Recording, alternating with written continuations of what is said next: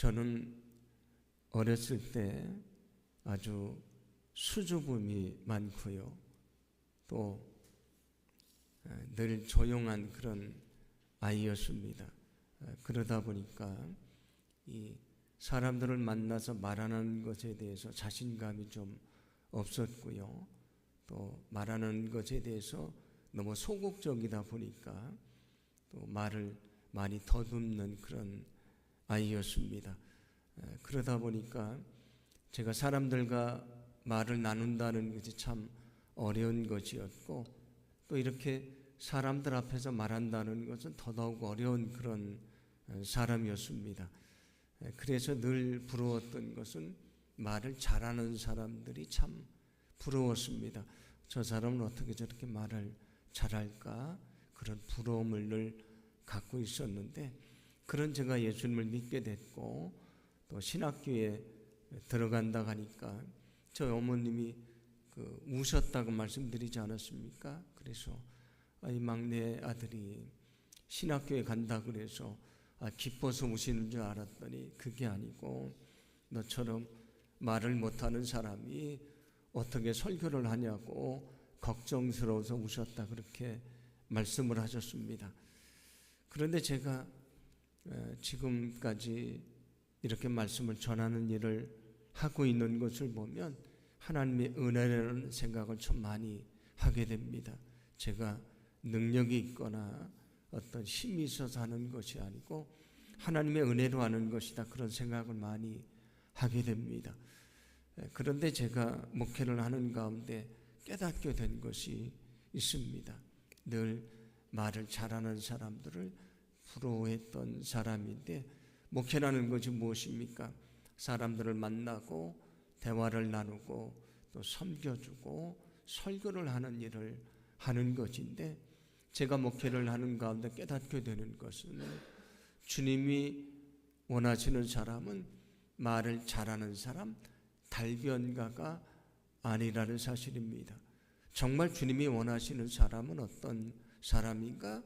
정직하게 말하는 사람, 그리고 진실하게 말하는 사람, 지혜롭게 말하는 사람, 거룩하게 말하는 사람을 원한다는 사실을 알게 됐습니다. 아무리 우리가 믿음을 가지고 살아가고 목회자가 됐어도 그가 아무리 말을 잘해도 그의 말이 정직하거나 거룩하거나 지혜롭지 않으면 아무 의미가 없는 것입니다. 주님이 우리에게 원하시는 것은 달변가가 아니고요, 정직하고 거룩하고 지혜롭게 말하는 사람입니다. 그래서 우리가 잠언 말씀을 계속 살펴보는데, 잠언에서 말이 왜 중요한지를 계속 말씀해 주십니다. 오늘 말씀도 말에 대한 중요한 것을 말씀해 주시는데, 성경은 우리에게 말이 힘이 있다, 말이 능력이 있다, 말이 우리 삶 속에 매우 중요하다는 것을 말씀해 주십니다. 야고보서 3장 4절과 5절 보시면 이렇게 말씀하는데, 우리 함께 봉독합니다. 또 배를 보라, 그렇게 크고 광품에 밀려가는 것들을 지극히 작은 키로서 자궁의 뜻대로 운행하나니 이와 같이여도 작은 지체로되 큰 것을 자랑하도다. 보라, 얼마나 작은 불이 얼마나 많은 나무를 태우는가. 아멘. 여기 혀는 작은 지체다. 그러니까 혀를 통해 나오는 이 말이 작은 것 같지만 그게 큰 힘을 가지고 있다고 말씀을 하면서 두 가지 비유로 말씀을 합니다. 하나는 무엇입니까? 배가 있으면 배의 방향을 결정하는 키가 있습니다. 그 키에 따라서 배의 방향이 결정되는 것처럼 우리 몸에 있어서 입이라는 것은, 혀라는 것은 작은 것이지만 이 말은 큰 영향을 미치게 된다, 그런 얘기입니다. 또 하나는 뭘 말씀해 주냐면, 작은 불이요 나무를 태우고 온 산을 다 태우는 것이지 않습니까? 우리의 작은 말 한마디가 그런 영향력이 있는 것이다. 우리의 말 한마디가 사람을 살리기도 하지만 우리의 말 한마디가 사람을 넘어뜨리기도 한다, 그런 얘기입니다. 말 한마디가 복을 가져오기도 하지만 말 한마디가 화를 초래하게 하기도 한다, 그런 말씀이 됩니다. 그래서 성경은 이렇게 띄는 말이 있지 않습니까? 그 말을 제어하기 위해서 입에 재갈을 물리는 것처럼 우리는 우리의 입에 대해서, 우리의 말에 대해서 제어를 해야 된다고 말합니다. 야고보서 3장 3절인데 우리가 말들의 입에 재갈 물리는 것은 우리에게 순종하게 하려고 그 온몸을 제어하는 것이라, 그렇게 말합니다. 그러니까 말을 제어하려고 입을 재갈을 물리는 것처럼 우리가 이 말을 잘 제어하면 결국 우리의 삶이 하나님이 원하시는 삶을 살 수 있는 것이다. 우리가 이 입술을 잘 제어하면 죄를 짓지 않고요, 거룩하게 살 수 있다, 그런 얘기입니다. 왜냐하면 말 한마디가 사람들을 하나가 되게 하기도 하지만 말 한마디가 사람들의 관계를 깨트리기 때문입니다. 우리가 생각하는 것이 있고 감정이 다 있지만 우리가 생각하는 대로 감정대로 말해서는 안 된다, 그런 얘기가 됩니다. 또 과격한 말은 노를 격동하느니라. 아멘. 여기 유순한 대답, 부드럽고 순한 대답을 말합니다. 어떤 사람이 화가 나서 와서 막 소리를 지르면서 분노를 표출을 하는데 여러분 그 앞에서 부드러운 대답을 하는 게 쉽습니까? 그렇지 않습니다. 참 어려운 것입니다. 저도 그런 마음을 가지고 살려고 애를 씁니다마는 저도 사람이다 보니까 그렇지 않을 때가 있습니다. 그런데 어떤 사람이 분노를 가지고 와서 분노를 터뜨리며 말할 때 나도 같이 분노를 터뜨리면 어떻게 됩니까? 서로 다툼이 더 커지지 않습니까? 그래서 두 사람이 그래 내 목소리가 큰지 내 목소리가 큰지 그래 한번 싸워보자, 이렇게 되는 것이지 않습니까? 그런데 오늘 성경은 사람들이 찾아와서 분노를 일으키고 크게 말해도 여러분들은 부드럽게 대답을 해라. 그래야만 그 분노를 쉬게 할 수 있다. 만약에 너희가 같이 과격한 말로 대하면 너를 더 끌어올리게 된다. 결국은 그것 때문에 그 관계가 깨어지고 상처가 되고 죄가 된다는 것을 말씀해 주고 있습니다. 그래서 오늘 성경은 우리에게 무엇을 말씀해 줍니까? 늘 부드럽고 따뜻하게 말해야 된다, 그렇게 말씀합니다. 여러분, 우리는 늘 부드럽고 따뜻하게 말해야 된다는 것을 믿으시기를 바랍니다. 내 생각대로 내 감정대로 다 말하고 행동하며 살아가서는 안 되는 것입니다. 물론 우리는 다 본능적으로 그런 것을 가지고 있지만 그거를 제어하지 못하면 죄가 되기 때문에 너희는 분노 앞에서도 부드럽게 말할 수 있어야 된다. 그래야 내 믿음도 지키게 되고 너는 거룩하게 살게 될 것이라고 말씀해 주십니다. 그러므로 우리가 어떤 상황 속에 있든지 오늘 말씀대로 늘 부드럽고 따뜻하게 말하고 사람들에게 용기와 희망을 주고요, 오히려 갈라진 것을 하나가 되게 하고 그 가운데 기쁨이 넘치게 하는 그런 삶을 살아가기를 간절히 소망합니다. 오늘 성경 4절은 이런 말씀을 들려줍니다. 따뜻하고 부드러운 말은 생명나무와 같아도 잔인한 말은 사람의 암을 상하게 하느니라. 이 잔인한 말은 사람에게 상처를 주고 고통을 주게 된다라고 말합니다. 그런데 여기 따뜻하고 부드러운 말은 생명나무와 같다고 말씀을 합니다. 이 생명나무가 어디에 제일 처음 나옵니까? 우리가 창세기를 보면 하나님이 아담과 하와를 만드시고 에덴 동산에 살게 하시는데 그 중앙에 두 개의 나무가 있습니다. 하나는 생명나무고 하나는 선악을 알게 하는 나무입니다. 그때 하나님께서 선악을 알게 하는 나무의 열매를 먹지 말라고 말씀하셨는데 아담과 하와가 그 열매를 먹고 죄를 범하게 됩니다. 그런데 그렇게 죄를 범한 죄인이 영원히 살면 이 세상이 문제가 생기게 되지 않겠습니까? 그래서 그들에게 내려진 형벌이 무엇입니까? 영원히 살지 못하는 것, 죽음이라는 것입니다. 그래서 성경을 보시면 그들이 생명나무 열매를 먹고 영원히 살까봐 에덴 동산에 쫓아내시고요, 천사를 세워서 그 생명나무를 지키겠다고 말씀을 합니다. 그래서 우리는 죄악으로 다 죽음이라는 것을 맞이할 수밖에 없는데 우리에게 영원히 살 수 있는 길을 주셨습니다. 예수님이 저 십자가에서 우리 죄를 다 사해 주셨는데 이제는 그 예수님을 믿으면 다 죄사함을 받고요, 영원한 생명을 얻게 되지 않습니까?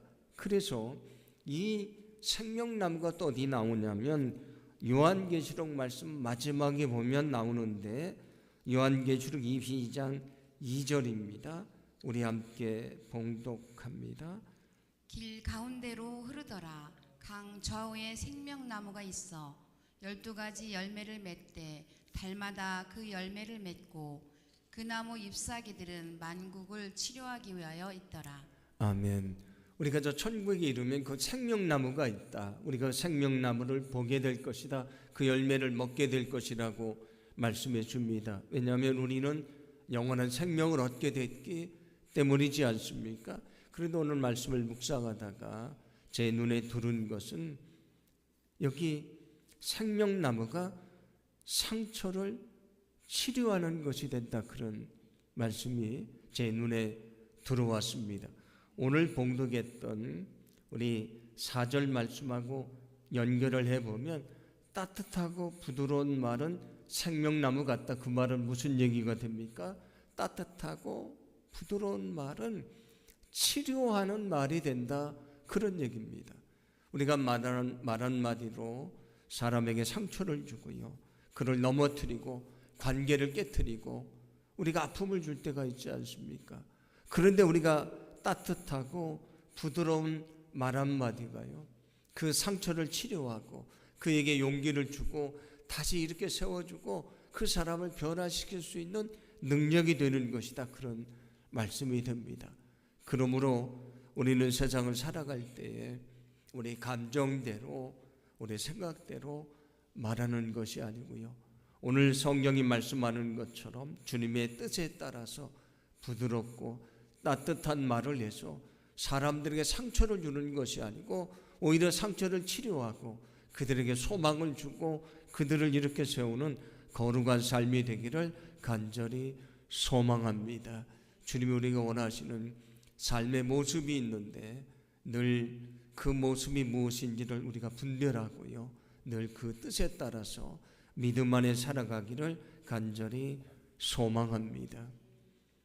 요즘은 어디 가든지 CCTV가 있지 않습니까? 우리 예배당에도 CCTV가 있고 야외에도 있습니다. 어디 가든지 CCTV가 있어서 이렇게 사람들의 모습을 다 관찰하게 되지 않습니까? 어떤 사람은 자기 죄를 은밀하게 숨기려고 했는데 그게 CCTV에 찍혀서 그 죄가 드러나는 경우도 있지 않습니까?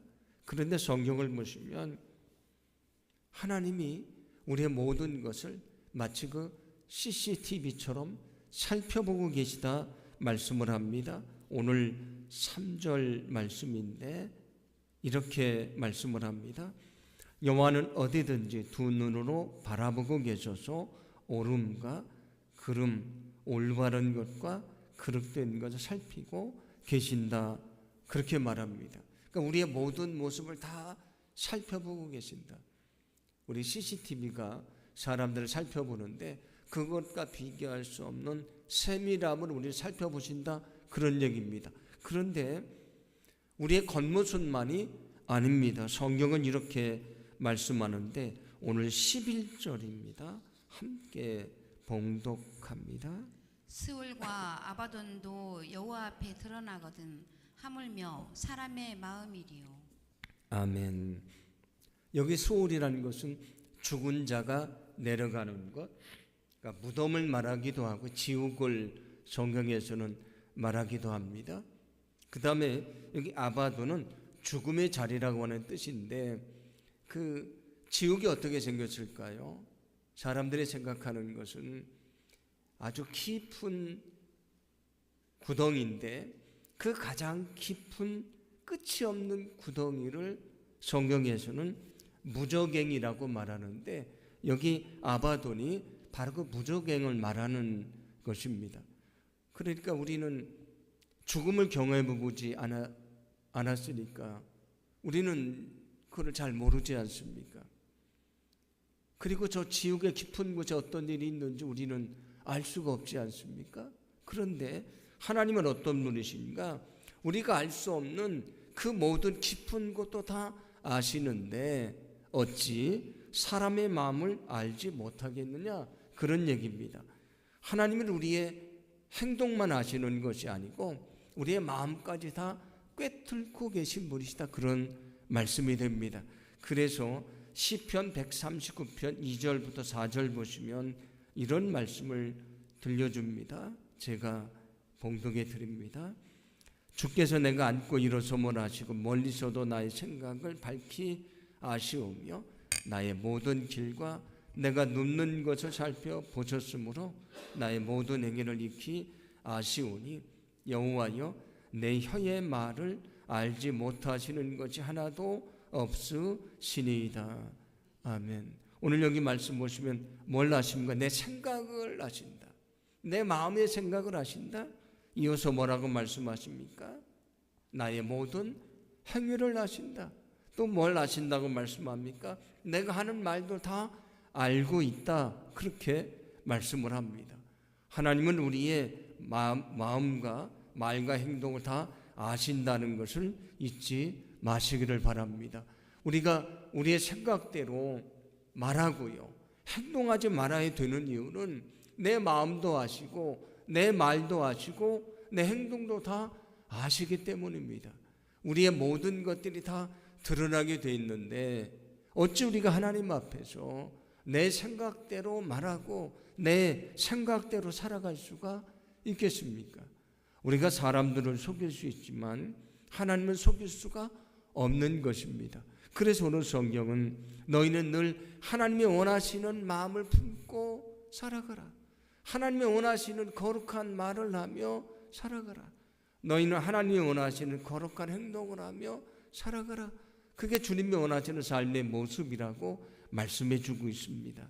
여러분, 내가 어떤 마음을 품고 있는지, 내가 무슨 말을 하는지, 어떤 행동을 하는지 하나님이 다 알고 계시다는 사실을 우리가 잊지 않고요, 늘 하나님의 뜻이 무엇인지를 찾고 그 마음을 품고 그 뜻에 따라 말하고 행동하고 믿음 안에 살아가려고 애를 쓰는 거룩한 삶이 되기를 간절히 소망합니다. 그래야 우리는 날마다 거룩하게 살게 될 것이고요, 그 날마다의 삶이 모여서 우리 인생이 거룩해지는 그런 귀한 축복을 얻게 될 줄로 믿습니다. 오늘 성경 8절은 이런 말씀을 들려줍니다. 우리 8절을 함께 봉독합니다. 악인의 제사는 여호와께서 미워하셔도 정직한 자의 기도는 그가 기뻐하시느니라. 아멘. 여기 악인의 제사라고 말씀을 합니다. 여기 악인은 그러면 어떤 사람입니까? 하나님을 모르는 사람이 아닙니다. 왜냐하면 하나님을 모르면 제사, 곧 예배를 드리지 않습니다. 근데 이 사람은 예배를 드리는 사람입니다. 그 얘기는 하나님을 아는 사람입니다. 하나님을 알기는 하는데 세상을 살아가는데 하나님의 뜻대로 살지 않고요, 자기 욕심대로 자기 생각대로 살아갑니다. 그래서 죄를 행하며 살아가는데 그는 어떻습니까? 그가 아무리 하나님 앞에 예배를 드려도, 그가 아무리 하나님 앞에 기도를 해도 하나님은 그 기도를 듣지 않으신다. 하나님은 그를 미워하실 것이다. 어떤 사람의 기도를 기뻐하시고 들어주시는가? 진실하게 살아가고 정직하게 살아가고 믿음 가운데 살아가는 그의 기도를 주님이 들으신다고 말씀해 주십니다. 하나님이 어떤 사람의 기도를 들으십니까? 하나님은 거룩한 자의 기도를 들으신다는 것을 믿으시기를 바랍니다. 우리가 아무리 예배를 드려도 아무리 기도를 해도 거룩하게 살지 않고 드리는 예배는 받지 않으시고요. 그 기도는 응답될 수가 없다는 것입니다. 성경 말씀 보시면 이런 말씀이 있습니다. 남편들에게 하는 말인데, 왜 너희가 아내를 사랑해주고 존중해주고 그를 높여줘야 되는가? 왜 아내를 마음대로 해서는 안 되는 것인가? 이렇게 말씀합니다. 베드로전서 3장 7절인데 함께 봉독합니다. 남편들아, 이와 같이 지식을 따라 너희 아내와 동거하고 그를 더 연약한 그릇이요 또 생명의 은혜를 함께 이어받을 자로 알아 귀히 여기라. 이는 너의 기도가 막히지 아니하게 하려 함이라. 또는 그 아내를 더 연약한 그릇같이 여겨 지식을 따라 동거하고. 아멘. 아내에 대해서 남편들에게 뭐라고 말하냐면, 그 아내를 더 연약한 그릇이라고 여겨라. 그를 존중해주고 높여주고 귀히 여겨라. 그래야만 너희의 기도가 막히지 않을 것이다. 그런 말씀이 됩니다. 자기 아내에게 함부로 하고 그리고 죄를 행하면서 아무리 하나님 앞에 기도해도 내 기도는 하나님이 들어주시지 않는다. 그런 말씀이지 않습니까?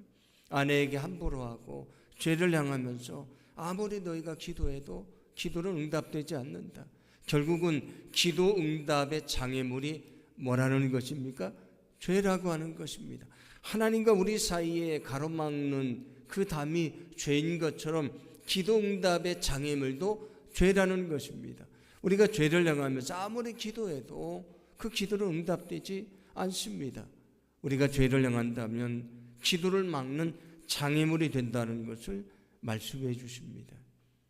전에 성경 공부를 하는데 기도에 대한 말씀을 나누는데 이 말씀이 나왔을 때 어떤 분이 그런 얘기를 합니다.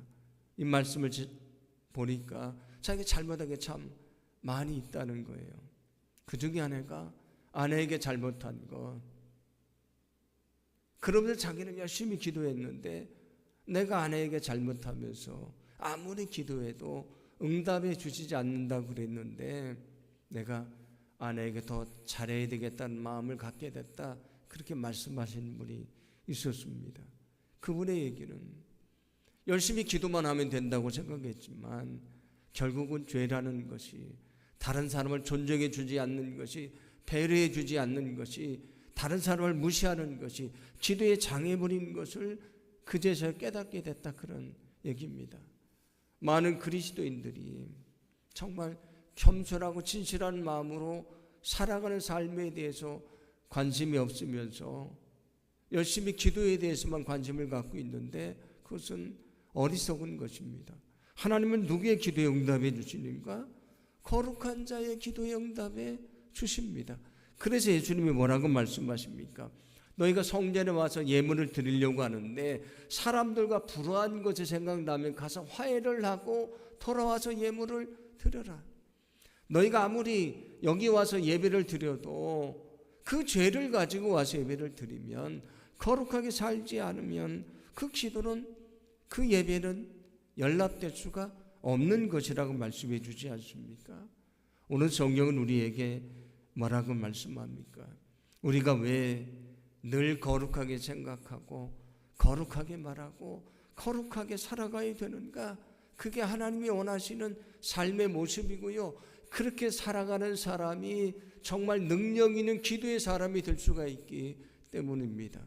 소망하기는 저와 여러분이 늘 주님의 뜻에 따라서 믿음 안에 살아가면서 정말 간절히 기도하는 기도의 사람이 돼서 우리의 기도에 응답해 주시는 하나님의 역사를 체험하는 귀한 삶이 되기를 간절히 소망합니다. 주님이 우리에게 말씀하신 것이 있습니다. 내가 거룩하니 너희도 거룩해라. 거룩하다는 것은 구별되는 것인데 세상 사람들과 다른 생각을 가져라. 세상 사람들과 다른 말을 해라. 세상 사람들과 다른 행동을 하고 살아가라. 그게 거룩한 것입니다. 만약 우리 마음이 세상 사람들의 마음과 같다면, 우리가 하는 말이 세상 사람들의 언어와 같다면, 우리가 하는 행동이 세상 사람들과 같다면 우리는 거룩하지 않은 것입니다. 늘 주님의 뜻을 찾고요, 주님이 원하시는 마음을 품고 그 말을 하고 거룩하게 살아가는 진정한 주님의 제자가 되기를 간절히 소망합니다. 그때 우리의 기도가 능력이 있는 기도가 될 것이고요, 우리는 거기서 역사하시는 하나님의 능력을, 하나님의 귀한 역사를 보게 될 줄로 믿습니다. 오늘 말씀을 기억하며 우리가 기도하기를 원합니다.